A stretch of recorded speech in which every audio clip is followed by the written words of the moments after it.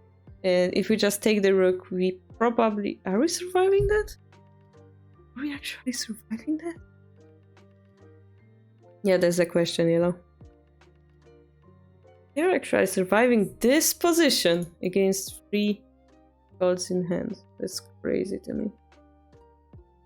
This silver is super defending. For sure, I like your confidence.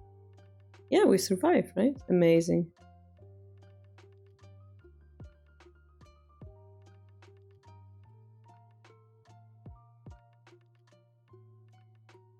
Because this around here is safe enough as well for our king, right? Alright, I agree.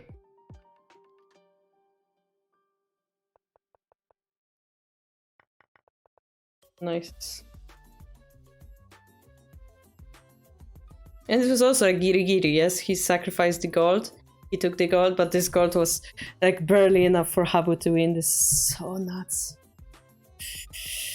It's funny because on these 2 moves, a pawn promotion takes 3-7. Takes for 7 hub. For 8 Habu spent insane amount of time. I mean, definitely he was reading as deep as possible. Yeah. Because in endgame you cannot make the mistake, and it was the matter of life or death as we've seen. So no wonder he used the time there. Especially if he saw a winning line. And like, if you play move like this... Oh boy, you better read this. You better read this. Because if you play a random move like this and people are like in the interview, How Sensei, what were you thinking when you played this move? And he's like, I don't know, I just wanted to play a funny silver drop. You cannot do that on this level. Yeah, I don't think so. I'm pretty sure they don't freeze like that. Pretty sure they don't. Just search for the best move. Alright. So then you don't think, you know it because of the post-game discussion. Unless he said something that made you think, but you're not sure. Pawn takes force 8, yeah? Here. I mean, this requires calculation, let's all agree. Yeah.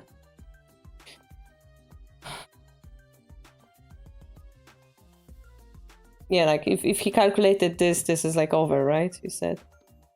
So if you were in this position, it's like, how do I get out of it? How do I get out of it? How do I get out of it? And you have to accept the loss, yeah? But you said this is equal, so no wonder he froze, let's be honest. No wonder he froze here. Well, and then Nagasa should have used his time then. Alright guys, I'm gonna finish here because my voice is giving up. We saw 2 cool games, I believe. We saw this amazing Satomi Amido game. Take a small advantage, activate your big pieces, don't allow the counter and go for the win. Very delicate game it was. This game, number 2, Habu versus Nagasa, Nagasa versus Habu, nuts. That's all I have to say about it. We saw a cool bishop drop on for free. We saw a cool counter, the sniper bishop 1-8. You guys play bishop exchange, might help you with some tactics. My biggest question is this edge pawn. I've never seen it, but we've learned it exists. And yeah, we learned that silver promotion, run promotion sometimes is the difference between life and death. Thank you, my things. Welcome to the Shogi Harbour. Now you won't be disturbed by the ads on Twitch, I mean. Oh.